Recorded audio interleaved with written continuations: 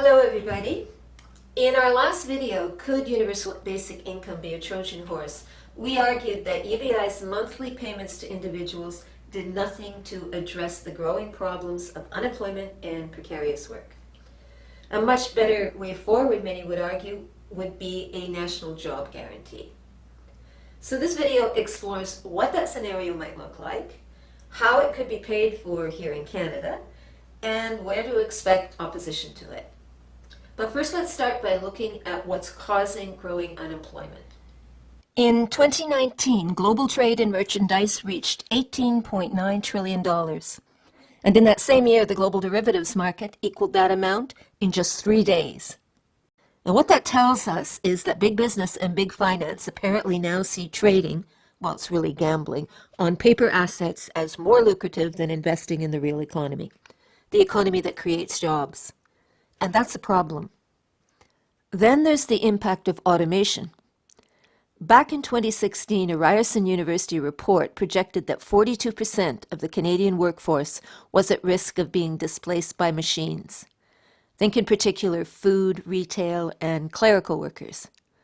Today, you can include accountants, financial analysts, human resource specialists, and even middle management in the at-risk group.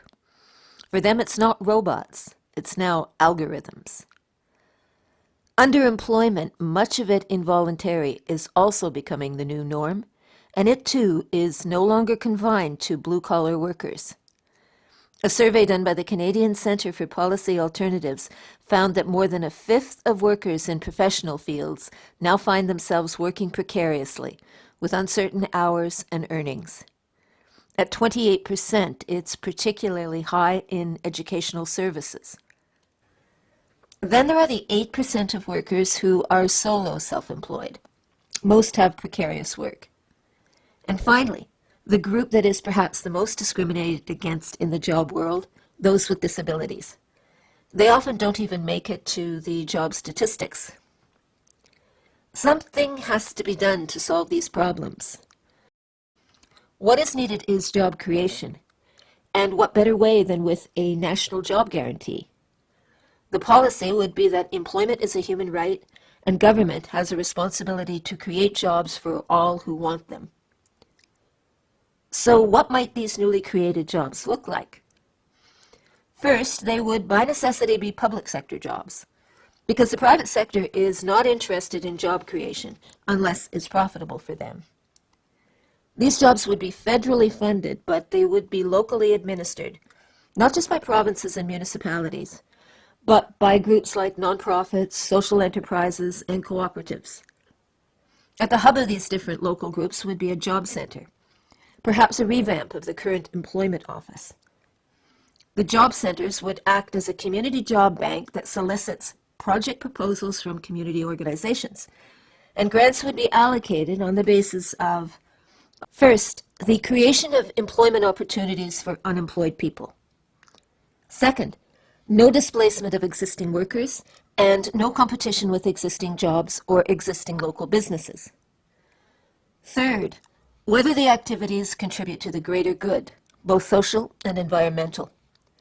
The priority would be jobs that address all forms of neglect, whether of people in need, communities in disrepair, or an environment in peril.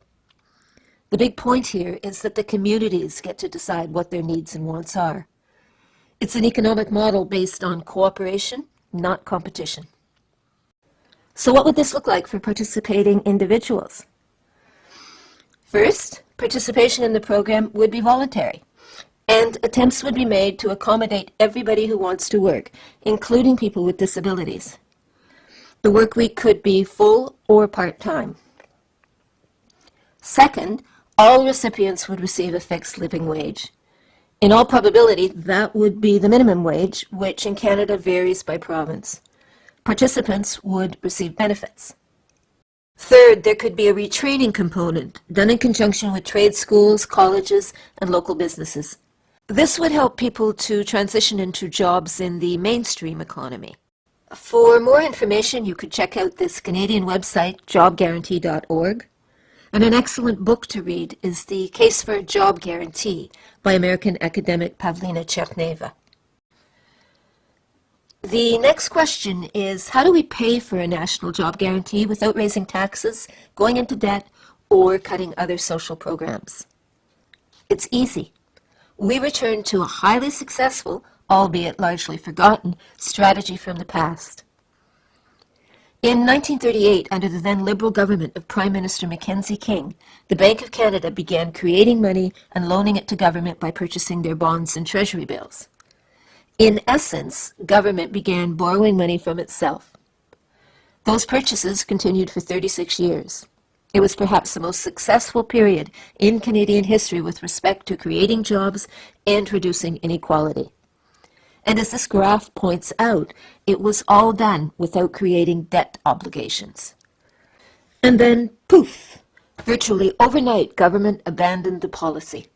For more information, check out our video or these two authors, Ellen Brown, who's been writing about public banking for years, and Stephanie Kelton, who explains how modern monetary theory could lead to full employment.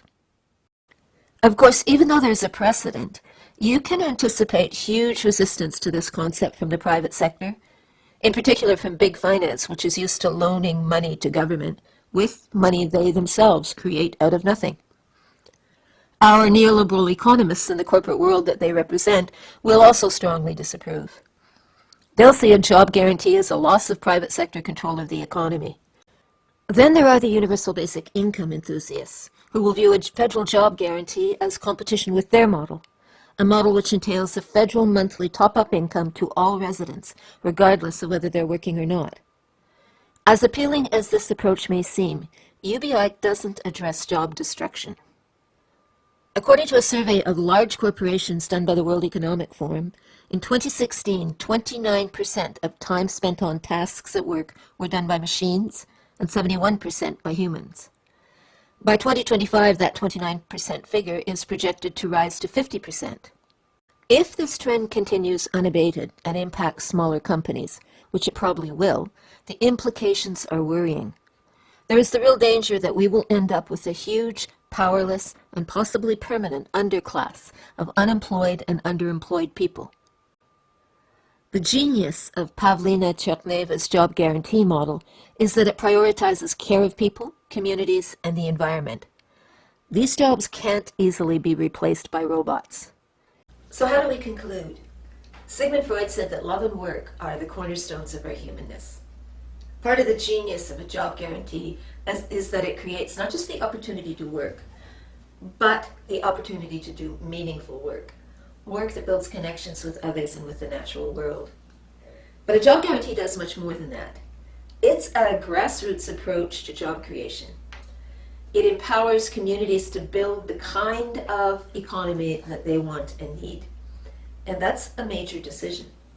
So too is the use of the Bank of Canada to finance the creation of jobs. So, meaningful and fulfilling work, strengthening democratic involvement and local decision-making, and reclaiming the role of the state in the economy. These are powerful reasons we think to consider a national job guarantee. We hope you do too. And that's it.